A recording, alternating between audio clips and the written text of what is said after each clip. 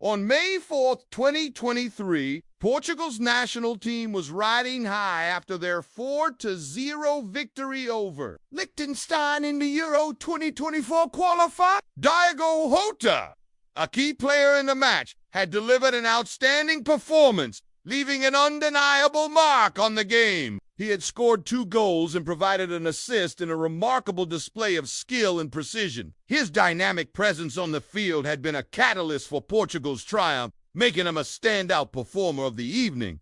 As the final whistle blew, signaling the end of the match, the jubilant Portuguese team and their coaching staff began to plan for their next engagement, a friendly match against Luxembourg scheduled for Monday. However, for Diogo Jota, his participation in the upcoming match was uncertain due to a minor knock he had sustained during the previous encounter. Coach Roberto Martinez decided to rest him, granting him a well-deserved break to recover. With the match concluded and the immediate post-match obligations fulfilled, the players were free to enjoy some time off before reconvening for the next training session. For Jota, this newfound free time presented an opportunity to attend to personal matters, or perhaps unwind and relax after the intense physical exertion of the game. It's not publicly known what his specific plans were for the evening, but he could have chosen to spend time with family or friends, relax at home, or engage in other personal pursuits. In the realm of professional sports, athletes' schedules are often packed with rigorous training regimes and matches,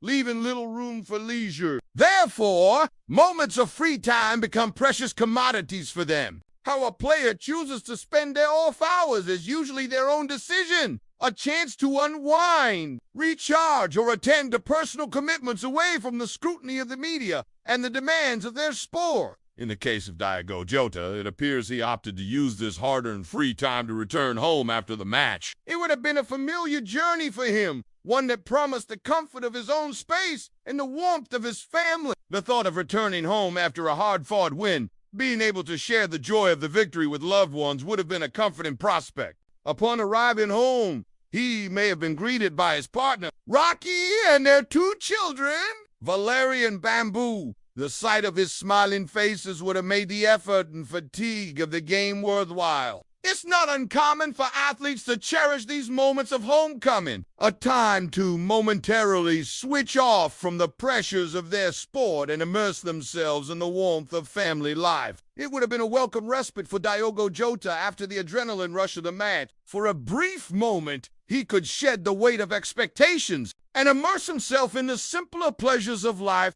engaging in everyday activities like cooking dinner or playing with his kids. It's important to remember that despite their fame and fortune, athletes are just like the rest of us. They have families, hobbies, and everyday concerns. Diogo Jota's decision to go home reflects this normalcy. It shows that despite being a professional athlete, he has a life outside of football. However, we know that fate had something else in store for Diogo. But where was he exactly when that fateful turn changed everything? As Jota made his way home, he likely followed his usual route, a path that had become second nature to him through repetition. The route probably comprised a combination of major thoroughfares and smaller residential roads, a familiar sight to anyone living in a city or town. It would have been a normal sight, houses giving way to streets, cars whizzing by and streetlights casting their glow on the pavement. Perhaps he chose to walk or jog back home,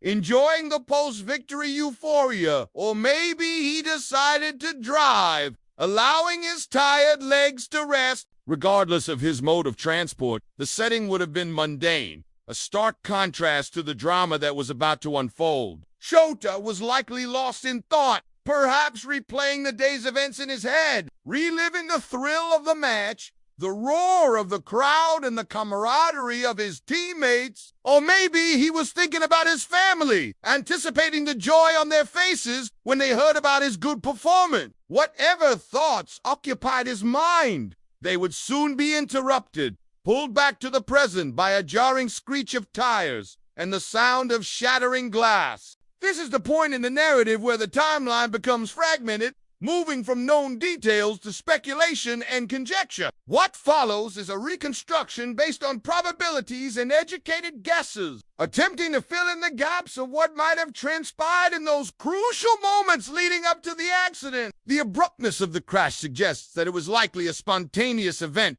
offering no indication beforehand. There was a long period of erratic driving or a gradual escalation of reckless behavior that would have signaled an impending accident. The accident appeared suddenly, catching both Jota and likely other road users off guard. Having just come off a high from the match, it's unlikely that Diogo Jota would have been fatigued. A common cause for many accidents, fatigue can impair a driver's reaction time, judgment, and overall control, leading to an increased risk of accidents. However, this doesn't appear to be a factor in this case, as he was rested for the upcoming match and had just driven home from a highly successful outing, suggesting he was likely in good spirits and full of energy. The lack of prior indications of erratic behavior rules out the possibility of speeding or aggressive driving as the cause of the accident. Diogo Jota was not known for reckless driving, and the absence of reports about such behavior leading up to the accident makes it even more unlikely. Reckless driving, often characterized by behaviors like speeding or weaving through traffic, usually has some prior indication,